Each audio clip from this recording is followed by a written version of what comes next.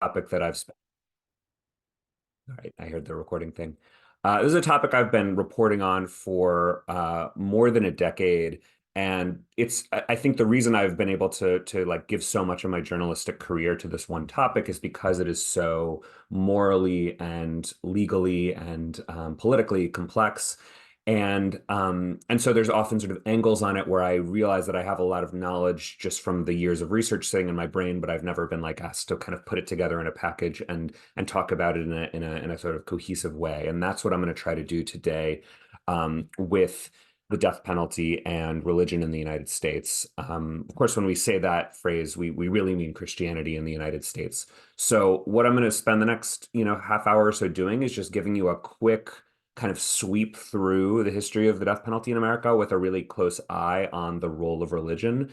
I am not a lawyer and not a First Amendment scholar, so uh, don't think of this as me giving you a definitive answer or argument for does the death penalty, violate the free exercise clause of the Constitution. Um, but it does give you kind of a language and hopefully a little bit more just sort of context and understanding for how to even talk about that question. Uh, and then I'll give you kind of a sense of the kind of current Supreme Court issues around the death penalty and religion, which are, I think, really relevant here. So I'm going to throw up a few slides. They're very simple. And let's see if I can. I had success sharing my screen before. Now I'm going to do it again.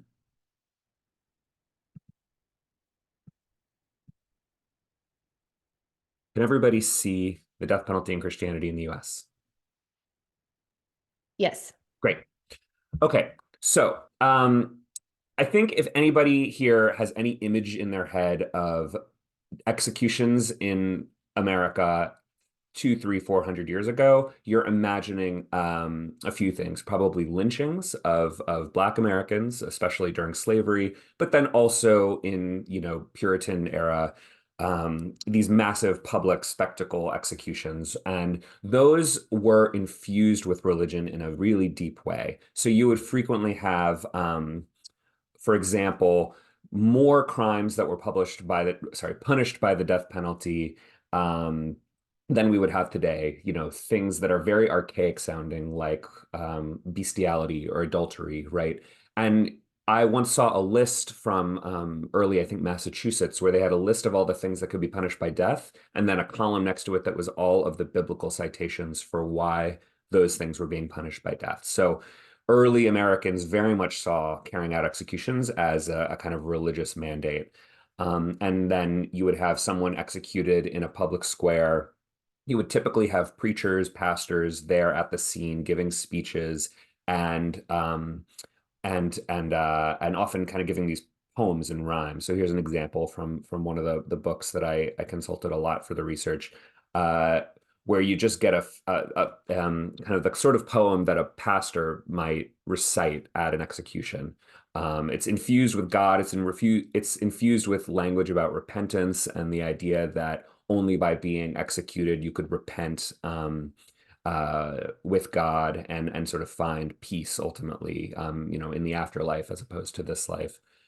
Um, you would also in those eras have a lot of very religious rituals. So just even the idea of having last words is a kind of religious ritual, as is the idea of a last meal, which really like sort of almost aesthetically harkens back to the Last Supper, right, in the Bible. Um, and these are strains of religious influence that have carried through into the modern day. So we no longer carry out executions in public. We no longer have preachers give speeches to the public about the justice of the execution, but we do still have religious advisors, spiritual advisors in the execution chamber with the condemned prisoner. Many states still have this ritualistic kind of last words, last meals sort of approach. As a journalist who covers the death penalty, I'm on a listserv that the Texas Department of Criminal Justice emails out to every time there's an execution. And within about an hour of the execution, I get this email and it says the name of the person, the crime they were sentenced to death for, the time of death during the execution, and then finally the last words. And You read these last words, and often it's seeking repentance. And the fact that the state agency is sending out these last words to journalists in this way, I think it's something we're all very used to. Everybody, I think, so your average person, if you don't know a whole lot about the death penalty, you have this idea that people give their last words. But even the fact of doing that carries with it some religious influence, and it harkens back to this earlier era where the death penalty and executions in America were just utterly suffused with the kind of Christian influences that we brought over from England. So to zoom out for a moment and just explain what you should know about the death penalty, we say that we have the death penalty in the United States, but really over the last several hundred years, that history is extremely chaotic. So Michigan, for example, abolished the death penalty entirely in the 1840s or 50s. So did a few other states. And then you have states like Texas that have consistently carried out executions, over the course of their history. You have states like Arizona that go back and forth, really depending on who the governor is. And then even within a state that purports to support the death penalty, uh, whether you get the death penalty depends on who the governor is, who's on the state Supreme Court, but it also depends on who is the local elected district attorney in your town. So um, I live in Austin, Texas, a very liberal jurisdiction where they almost never sentence people to death. But if I were to commit murder, a certain murder 20 minutes north in a more rural, more conservative county, I'd be much more likely to go to death row for the same crime. So it's always been this kind of motley hodgepodge approach that we've had as a country. Um, in excuse me, in the 1970s, uh, there was really the big moment that shapes really the entire kind of death penalty as we understand it today. It was a really seismic time in this history, and my book, "Let the Lord Sort Them," really starts in the 1970s. So what happened was that in 1972, and here I've got a new slide, the Supreme Court actually abolished the death penalty in the United States. Death death sentences, executions, they'd been really just declining precipitously over the 50s and 60s. Um, this was an era where, after the Vietnam War and also after World War II and the discovery of gas chambers in Europe, Americans overall were starting to say, maybe we don't want the death penalty anymore. Maybe this is sort of an archaic thing we're going to leave in our Puritan past. But the Supreme Court made this ruling, and the ruling did not say the death penalty can never exist again. It just said that the present laws governing the death penalty are unconstitutional. So there was basically no logic to who gets the death penalty and who doesn't. And this paved the way for states to say, well, wait a minute, you can't tell us what to do, Supreme Court. And a lot of southern states, a lot of other states too, Arizona, Southwest, some western states like California, they all had this tremendous backlash to the Supreme Court ruling and took it almost as a challenge to go back and rewrite their laws to be more logical, quote unquote. And by this I mean having a more like a style of trial in which the jury considers sort of a more formal set of aggravating circumstances around the crime or mitigating circumstances. So this is where uh, suddenly jurors are tasked with evaluating not just the crime itself, but the whole life of the person who committed the murder. This person who committed murder. What was their childhood like? Do they have a mental illness? And you start to see the death penalty become just enmeshed in the courts. That every death penalty case starts to go through, a trial court at the local level, and then the state Supreme Court, and then federal courts, and then up to the Supreme Court. And the Supreme Court starts ruling on death penalty cases just constantly over time, kind of defining and narrowing who can get the death penalty. And it creates a really messy, complicated legal world where, like, if you're a lawyer who works on the death penalty, you pretty much just do the death penalty because it's so incredibly complicated. Now, in the 1970s, when uh, American states went and tried to rewrite their laws to bring the death penalty back, they started to talk about Christianity again. And you had legislators start talking about, you know, using essentially the Bible to make arguments for and against the death penalty. I have a clip here from my research in Texas, and this is from 1973 in the Texas legislature. They were debating whether to bring the death penalty back. And obviously, it was Texas. It was a very pro-death penalty place.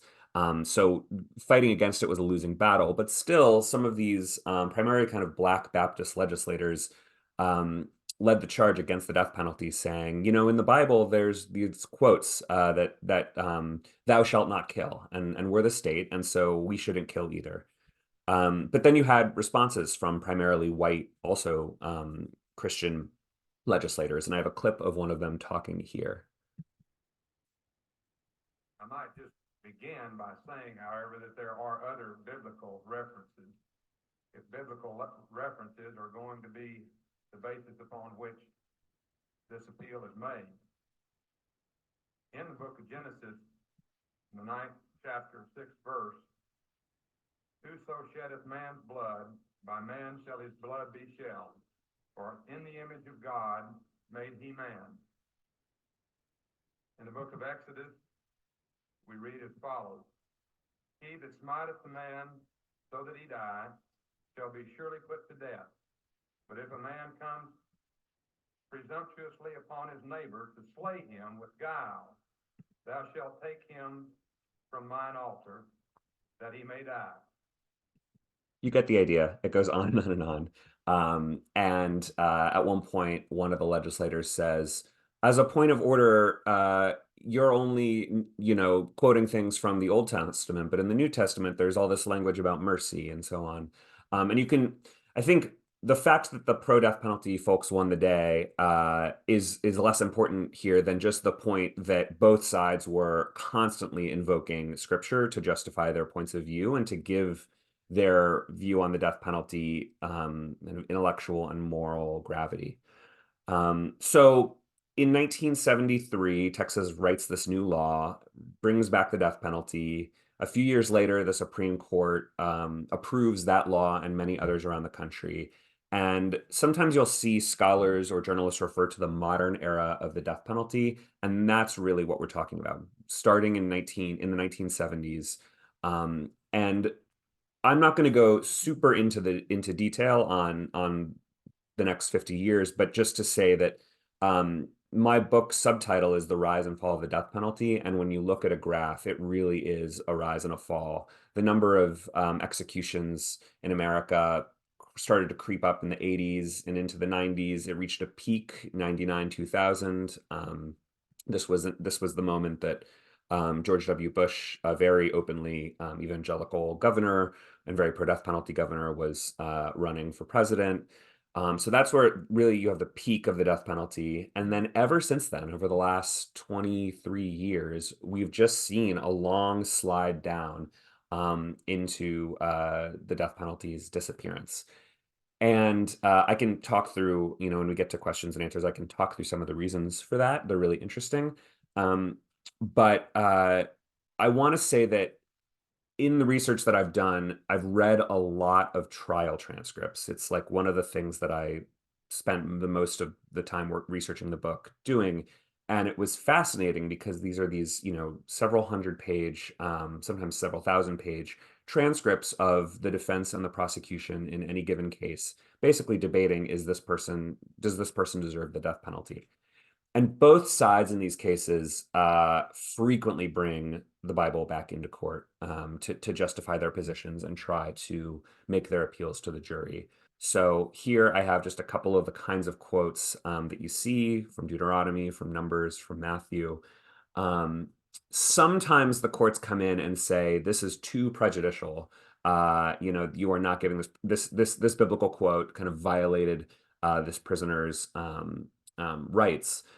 I work for a nonprofit news outlet called the Marshall Project, and these quotes are from an article that we did a few years ago that I can send a link to anyone interested. It was actually a quiz where we had the quote from the Bible, the context of how it was used in court, and then you guess, was this allowed, right? And spoiler is that it's often allowed, this kind of language.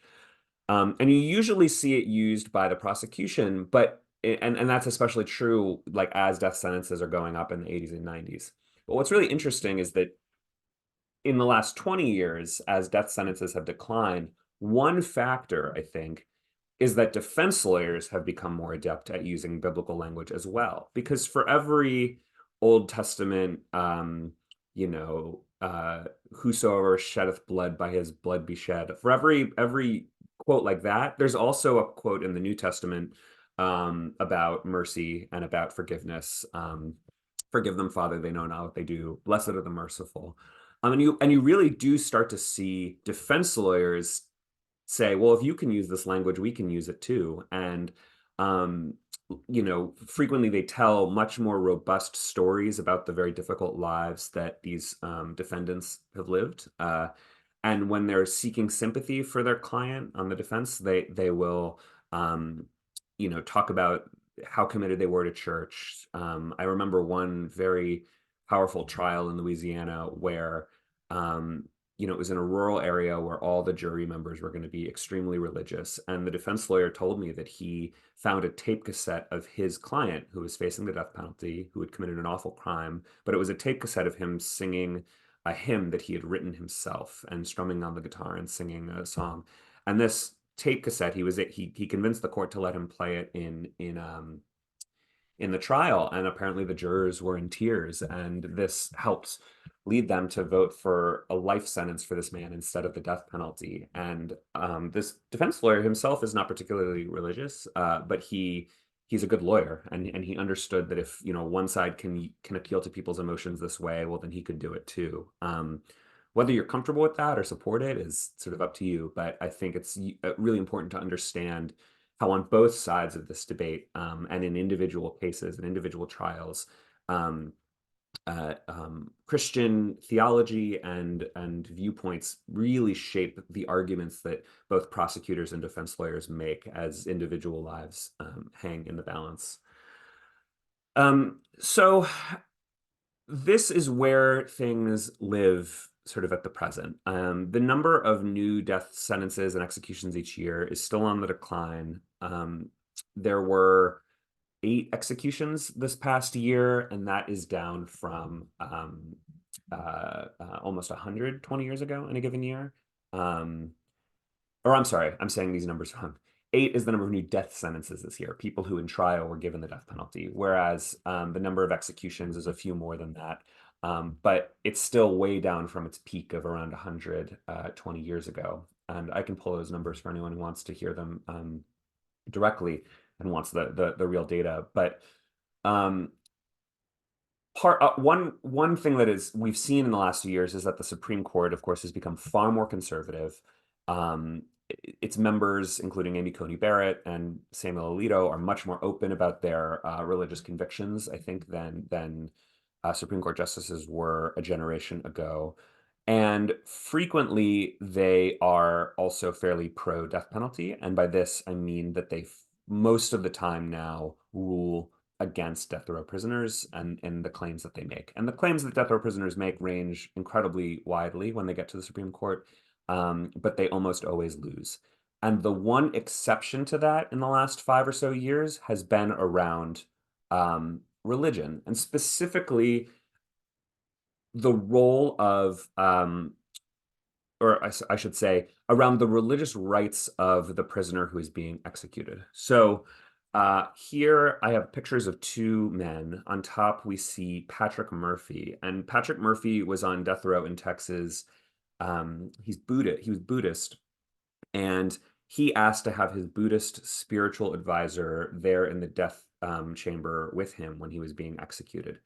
The Texas prison system said no. They said that this would be a violation of their security rules. That basically the Texas prison system has Muslim and Christian chaplains on staff, and they have the vetting to go into the execution chamber, but no one else does.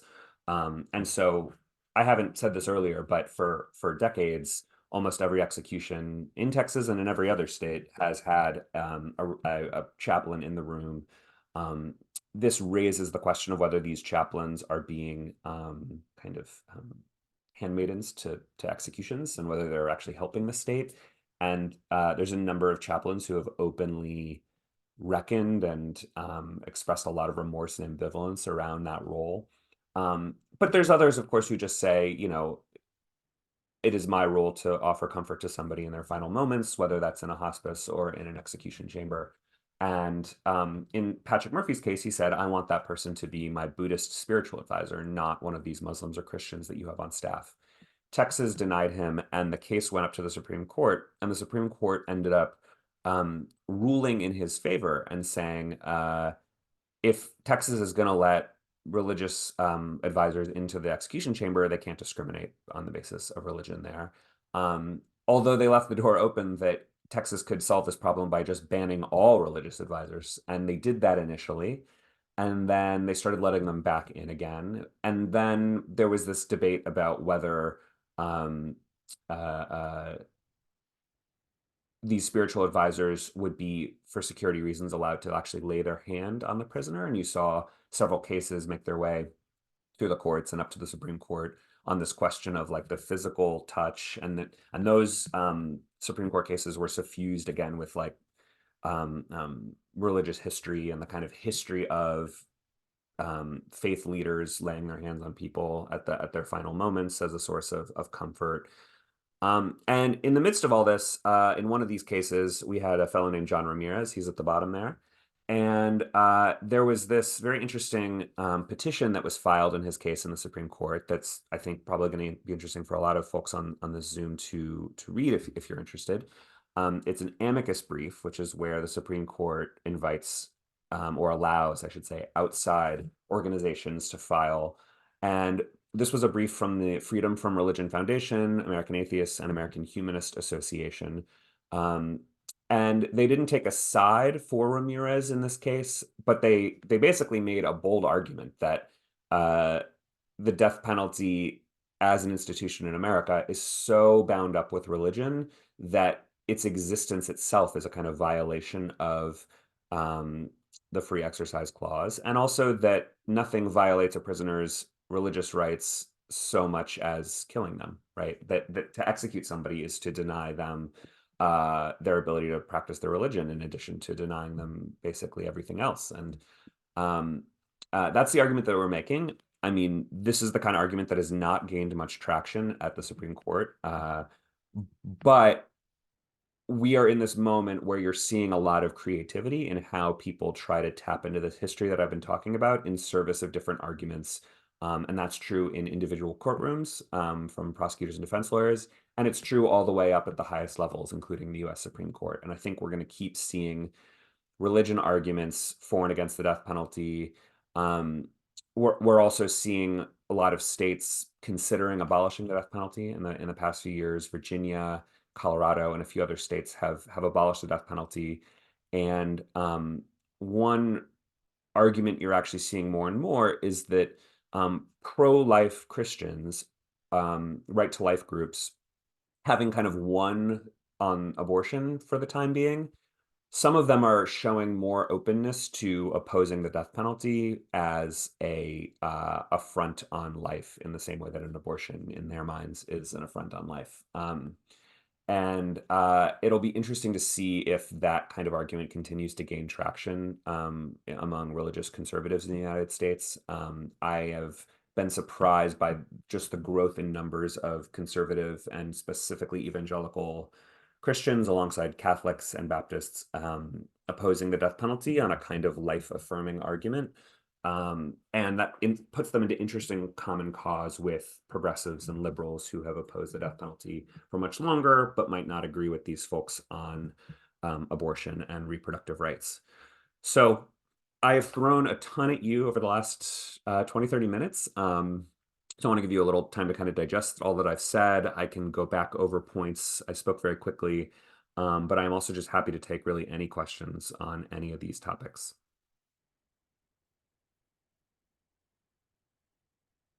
Oh, we cannot hear you, That was really informative. Thank you. I appreciate it. As you were talking, I wrote down, and I did put a link to just for Goodreads, because I always try to find out if our local bookstore, locally owned bookstore, Changing Hands has your book, and I didn't see a link there, but I did put a link up for Goodreads and the reviews that you've gotten there. So it looks fascinating, and a couple of friends of mine and myself are considering a heathen book club. Oh, I love that. so Fabulous. so we haven't decided yet what our first read is going to be. I'm kind of leaning towards something more like fiction, because I just read a couple of kind of heavy books on Christian nationalism, and so I wouldn't mind. I mean, the book that I've picked out actually is Julia, which is 1984, told from the character Julia's perspective. I just got it in the mail yesterday. I haven't even opened it up, but I digress. Okay, there are a couple of things that I was taking notes about. The first thing was, you mentioned the courts and the importance of the courts, and really, in some places, in many places, judges appointed or elected wield significant power within their communities. I recently listened to a podcast called The Kids of Rutherford County. Mhm. Are you familiar with that? I am, yeah. It's a great podcast. I had to drive up to one of our liaise groups up in the northern part of our state, and I just knocked that whole thing out. If you haven't, it's great, and it's all about this judge whose name I cannot remember, but who was wildly excited about incarcerating children, and really turned it into a money-making business in her county. I believe it was in Georgia or Tennessee, some southern state. Tennessee, yeah. Tennessee, yeah. So it makes me think, like, the question I guess that I have is, like, the how many judges, like how many judges, and I know you probably can't answer this, but there are so many judges who base their sentencing on the Old Testament. um and how do we, I guess the question is, how do people combat that kind of stuff? Because this woman has a horrible track record of incarcerating juveniles from, I believe the youngest was like the age of 8 years old. Yeah, yeah. There's a lot of ways to sort of answer this. I mean, I think just to zoom out and say something that may be fairly obvious is that the American criminal justice system is an extremely human system. It's all people. And by that, I mean it's all judges making decisions with their own personal biases. Whether somebody even faces the death penalty for a crime is solely the decision of the elected district attorney, so the prosecutor. Um, uh, and then, you have defense lawyers making strategy decisions about what kind of job they're going to do for their client. And then, at the higher levels, you find judges, especially justices of the Supreme Court, have learned to um, pretend they don't have personalities. I guess if I'm being kind of blunt, we've all seen the language in a Supreme Court opinion that is unbelievably legalistic and often so full of jargon that it's hard for the average person to read. And I think that often insulates judges from the claim that they are applying their own personal and human biases, and they claim that they are just applying the law, right, and that they don't bring their lived experience and beliefs to. And I don't mean to speak about all judges. Some judges are more open about how that works. I guess what I would say is that judges have a lot of power. They're making all the decisions that govern any given trial. It is often, although not always, but often state Supreme Courts that are approving execution dates. And then there are a few states, including Alabama, where judges actually have the power, or have had the power in the past, to just override juries entirely. And a jury votes for a life sentence and the judge overrules them and gives the death penalty. Unsurprisingly, this tends to happen more often in election years. So there's a few, I think, dynamics. If you were looking for ways to kind of, if not, I don't want to say combat, but at least understand in a more direct way how judges' individual personalities themselves and histories are shaping their decision making. One is to just learn more about the people who are judges in your community. I mean, Most state court judges in the United States are elected. So these are partisan elections in which sometimes people are quite open about who they are and what they believe. Mhm. Um, so that is a kind of direct way in which we have this power over who is a judge that we don't even realize that we have. And the same is true for district attorneys. Pay attention to who is running for district attorney in your community. Also pay attention to who is running for sheriff. These are the like lower on the ballot races that Mhm. we all tend to gloss over, and we sort of unthinkingly check the D or the R next to it. But these races can have very dramatic and important primaries in which two different Democrats or two different Republicans have wildly different views about the criminal justice system and the death penalty. Talk about maybe their faith or lack thereof or whatever in open ways. So I think my answer to this is really circling around learning more about who the judges and prosecutors actually making the decisions in your community are. Mhm. And for those of you who are here on the webinar or on Facebook, last election cycle in 2022, I think it was maybe right before, right after the ballots dropped, we did have a legal expert, a retired attorney, who gave his picks. His name is Vic, and I'm not going to be able to remember his last name. If Diane is here, she'd probably remember his last name, but he does a fantastic job, as does another nonprofit C3 organization, CEBV. Aronow, that's right. Vic Aronow does a great job of breaking down who you should and should not vote for based on your values, right? And so does CEBV, but I would say that Vic's picks are a little bit even more like stringent, and he says that explicitly. So hopefully he will come back and join us. The other thing, oh, awesome, great. Thanks for sharing that link. The other question that I had was, I'm curious, what happens when atheists has that ever happened? Like where somebody's like, I am an atheist, I don't want a chaplain. Like, I'm curious if they assign a chaplain even when a person doesn't really, adhere to any one faith, or are you aware of anything like that? That's a great question.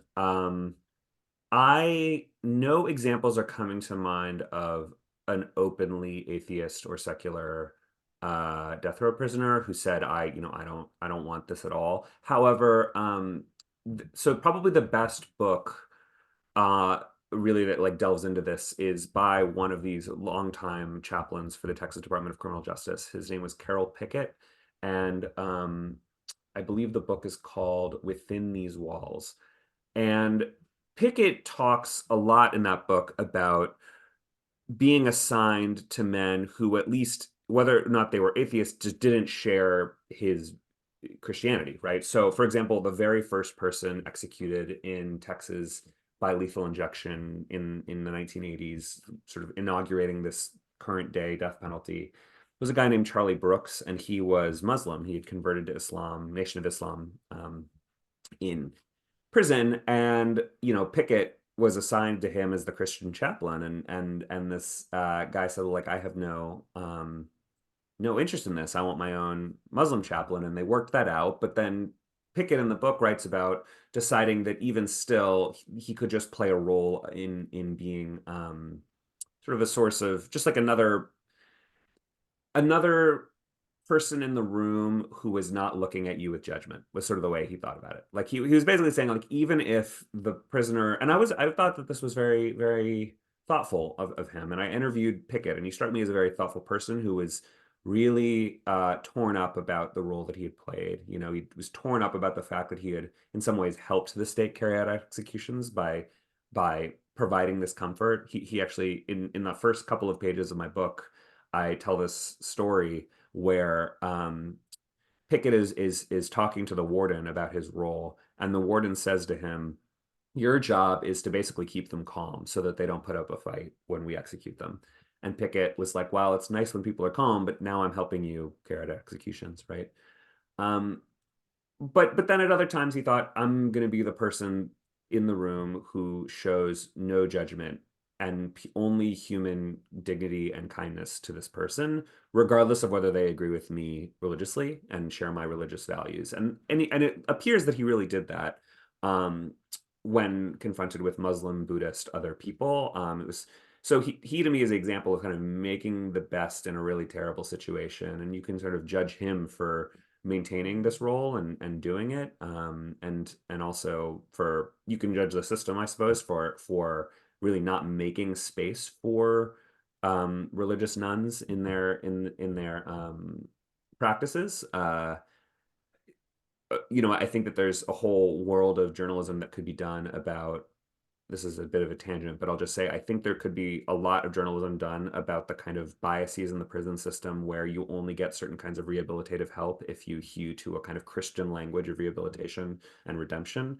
That you don't get that if you say, I'm an atheist who has remorse and is trying to do better in the world, right?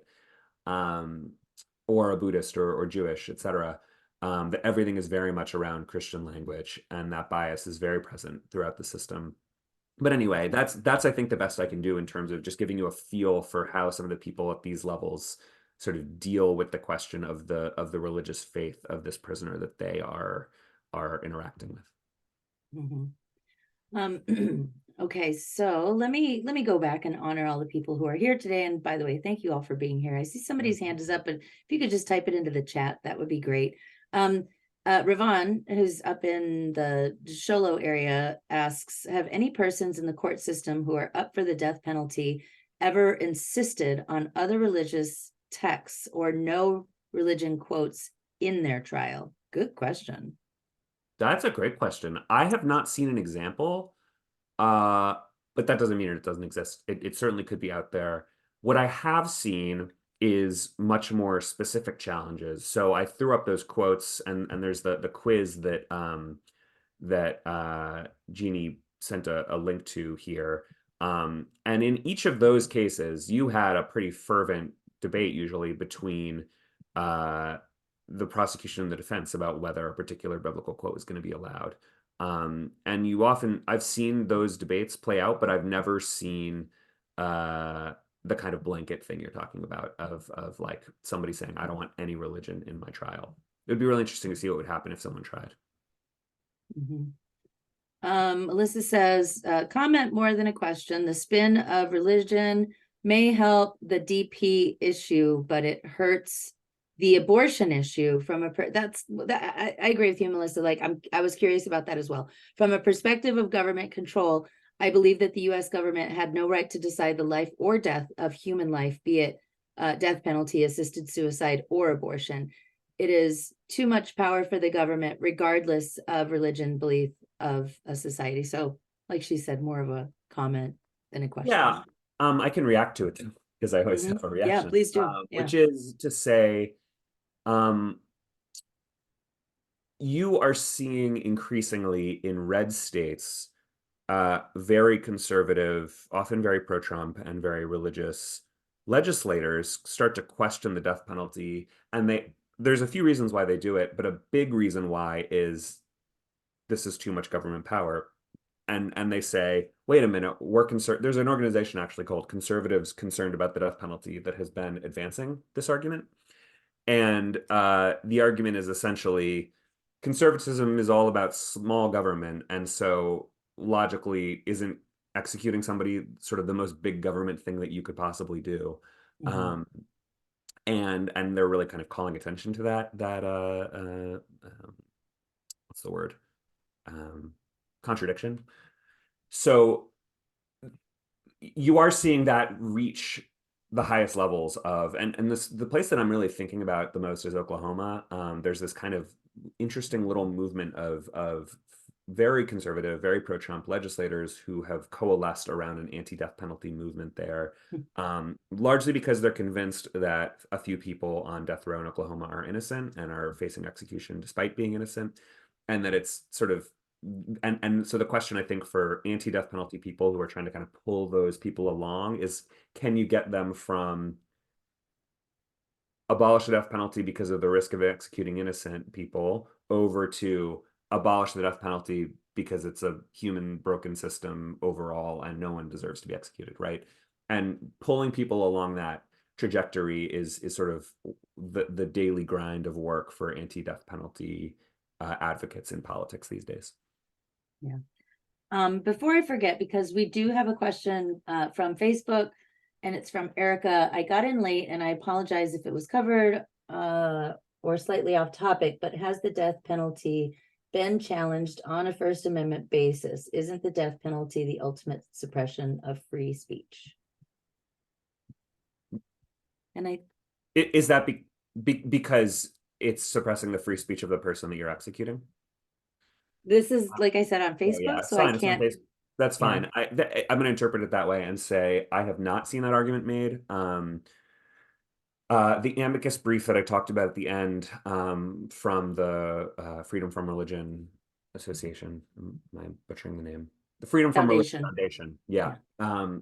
That makes an argument at the Supreme Court that the death penalty should be thrown out because it violates people's religious rights to kill them, basically. That argument, I have not seen that argument persuade judges before. So take that for what Okay. you will. But it is an argument that you're seeing made, I think, more and more as people get kind of more creative. Especially, I think part of this is also targeting. It's like there's a movement of defense lawyers who basically spend their time thinking about how do we convince the Supreme Court and other higher courts to, if not abolish the death penalty, at least reduce it and winnow it down and make it harder for states to execute people. And those types of activist lawyers are reading the tea leaves and understand this is an extremely religious Supreme Court. Amy Coney Barrett, Samuel Alito, these people are very open about their religious affiliations in a way. And they seem to really take seriously religious liberty cases. And so I think it's no accident that they've brought these kind of religious challenges about the religious exercise rights of the prisoner in the execution chamber, and that they've succeeded. I think there's a kind of strategy of appealing to those religious sensibilities, and you're going to keep seeing kind of creative efforts to do that. Yeah, I mean, the fact that they're willing to bring imaginary cases of events that never happened is really kind of terrifying. So let's see. Here's another one. This one comes from John. Great talk. Thanks, Maurice. Another blow to the death penalty emerges as mounting evidence shows that our behavior is shaped by a combination of genetic factors and upbringing. According to Robert Sapolsky, the concept of free will is non-existent, rendering retributive justice morally questionable. Mm-hmm. Okay. I have Sapolsky's book on my shelf right over here, Oh. and I guess what I'd say is that I have now read obviously all these transcripts, and last year I watched a 2-week death penalty trial. I can share the article that came out of that. It was about basically following around an investigator whose job was to try to save this prisoner's life. And there's this scene of investigators who go in and they learn about the childhoods of these people who are facing the death penalty. They learn about traumas, the mental illnesses, the brain injuries, the sexual abuse. Usually everybody who faces the death penalty committed a Yes. really heinous crime. And most people who committed a really heinous crime, that doesn't come out of nowhere. They often had childhoods that would make your stomach turn, but it's a lot of work to learn that and to figure it out, right? And I watched this investigation, and then I watched the trial where it was sort of spun into a narrative, right? Of here's the story of this man's life. And all of the jurors who I interviewed really did talk about it as this like contest over free will. This question of like how much are people kind of making decisions based on something innate in their brain, and how much are they being shaped by forces and circumstances and genetics, etc. Um, and the quote that has always stuck with me from that trial was this member of the jury who said of this man. So the man in question was named James Belcher, and he had murdered a young woman in Jacksonville in the 90s. And he also had had a childhood full of trauma. He'd gone to Rikers Island jail at 16. Rikers Island jail, of course, being a horrific place that our taxpayer dollars were paying for. So there's a way in which the trauma that he experienced there is a little bit morally on everyone else, right? And not just on him. So, I mean, it's a obviously morally complex story, and I would, be honored if anybody here wants to read it. But what I'll say is that the trial really was a question of free will. And the quote from the juror said after the trial was, he said to me, yes, he was a monster, but society has some responsibility for making him that monster, right? For making him who he was. And this juror was able to kind of hold two things in his mind about free will and say this man exercised free will when he committed this murder, but that's not true in a vacuum. That's his will was shaped by all these forces outside his control. And um, uh, I think just to turn the lens on myself for a moment, going back to what I said earlier, I think part of why I remain so interested in the death penalty as a topic is because it is so morally nuanced in that way, and it's so intellectually complex, and it raises all these much deeper questions about free will and trauma and how much of ourselves we control. So thanks for raising that issue because I think about it a lot. Yeah, it's a great question. Let's see. So Diane, who is an attorney, says there is a difference between the government killing someone by the death penalty versus the woman herself, who is the most impacted person deciding whether to carry a pregnancy. The government, she uses quotations, should not be making that decision either. The woman should. Sandra gives her a hearty yes. I think that was more of a statement than a question. Sure. No, I agree. And that is a categorical difference between the death penalty and abortion. Abortion rights turn on questions of an individual's choice around their body, and the death penalty turns on a government action to carry out an execution. But the one other thing to say is that I think part of why the death penalty has managed to thrive in the US and also earn so much support from conservatives and people who typically don't like government power. So there's sort of a contradiction there, right? You have conservatives who often support the death penalty, which is big government killing people, while also saying, well, I'm skeptical of big government power. How does that work? And one piece of analysis that some criminologists have developed is that it's because we don't see it as the government doing it. We see it as human beings because it's the jury that actually decides to carry out that execution and makes that choice. And those are not technically the government, right? The jury is, and I think this is a fiction, mind you, because judges and prosecutors have so much power and governors have so much power. But the fiction that allows this to thrive is often that it actually is individual people making these choices, and it's members of the jury who represent the community. And also, there's a logic in all of this that it's not just so there's a way in which prosecutors often see themselves not as lawyers for the government and the state, but actually as lawyers for the victim's family who want the death penalty, and they're almost doing this. There's a way in which the death penalty, I think, survives because we see it as like a service to grieving victims' families, as opposed to a big government action. And that is just a level of nuance that I think is worth adding in here. Right. And Diane threw in a comment, not a question, that the jury can decide if a man lives or dies, but a woman cannot decide if she is to live or die, which we've seen countless times in Texas, and you're based in Texas. I mean, it's made national news this week. Yeah, the interesting worst timeline ever. I was gonna say most interesting timeline ever. So far, it's worst timeline ever. Let's see. I had one other comment because you did bring up sheriffs too, and I just was listening. Sheriffs, DAs here in Arizona, we call them county attorneys. We have Governor Hobbs and Chris Mays, our Attorney General, who have said, "I'm not going to prosecute abortion cases," right? And I know maybe we're a little bit off topic, but I heard today that our county attorney here in Maricopa County said Katie Hobbs can basically shove it. She's going to do whatever she wants. If somebody's breaking the law, she's going to do it. So that should be interesting to see that play out. But the other point that I wanted to make is that for our January 6th, and it's a coincidence, we're not doing that as a celebration or an anniversary. It just happens to be the first Saturday before we go back into legislative session.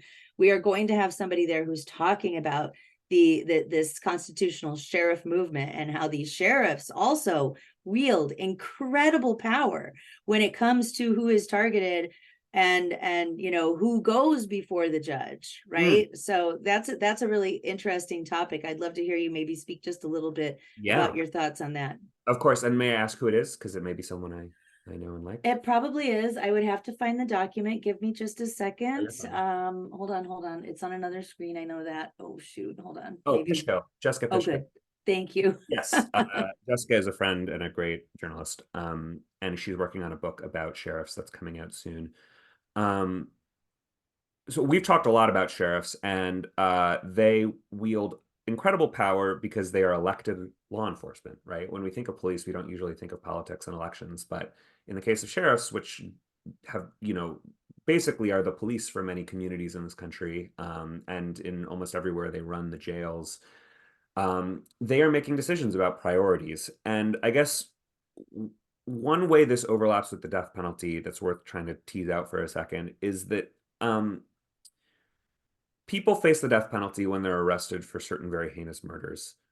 But whether they're arrested in the first place can depend on a lot of factors. And only something like I think fewer than 50% of murders in America are solved these days. There's an incredible number of cases that go unsolved. And how and why they go unsolved, excuse me, is often basically the buck stops with the sheriff or the police chief, because they're the ones overseeing the homicide detectives that are trying to crack these cases and are deciding which cases they give more effort to. And you often see um, you often see statistics about if the victim is a Black person, they're less likely to be solved, right? That there is like a lessening of resources in trying to solve those crimes. And that if it's a white person, they're more likely to be solved in the first place and the person is arrested. What we also see when it comes to the death penalty is that if all else equal, if you are Black and you commit murder, you are ever so slightly more likely to get the death penalty, but it's not a big statistical effect. What is a big difference is that if you kill someone, regardless of your race, and that person is white, you're more likely to get the death penalty than if that person is Black. Does that make sense? That there is a bias in the system around whose cases get solved and like what cases get solved and what cases go to juries and what cases get the death penalty. And those biases largely run along the race of the victim in the case. That basically Black victims, and especially Black female victims, just get less of that attention and resources and punitive response from the court system. Yeah, it is so true. That, missing and murdered Indigenous women, they're like the lowest category if there even being any kind of movement on those cases.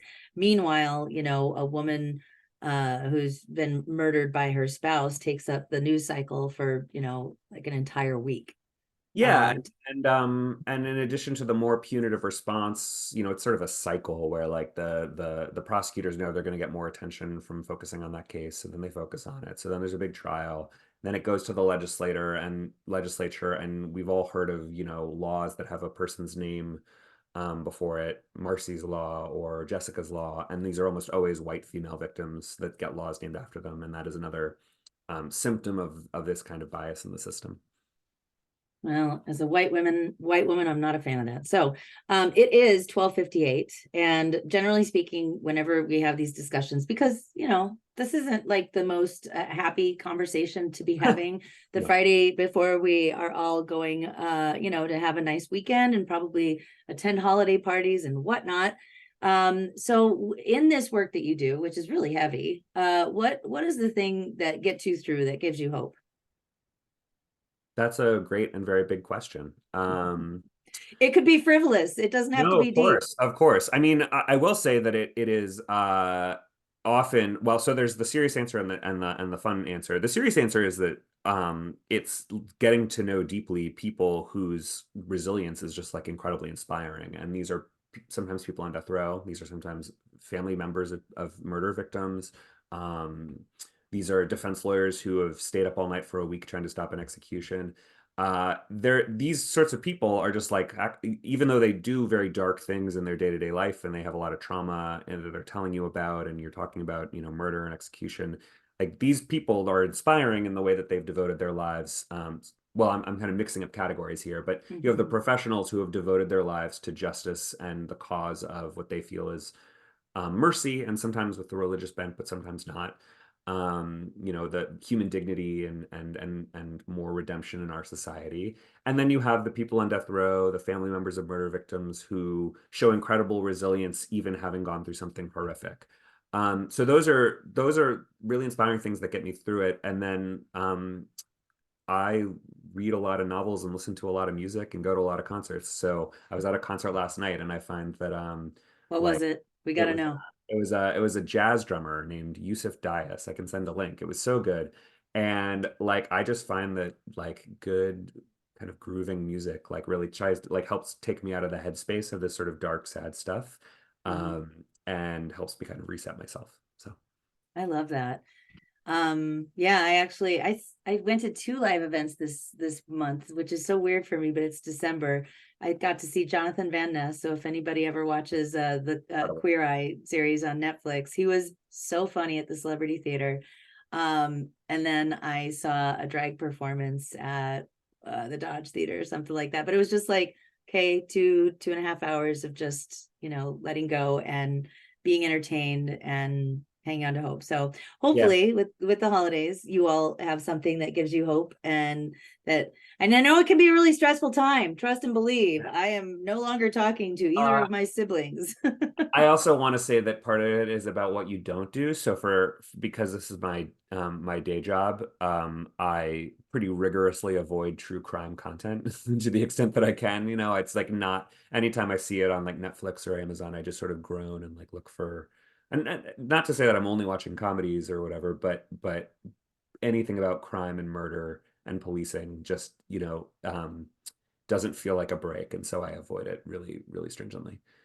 Boy, I have lessons to learn from you because like everything in my queue is about people who escape religious cults. So um like I do that all day, and then at night to unwind, I'm like, you know what? Let's see if we can find a good religious cult documentary.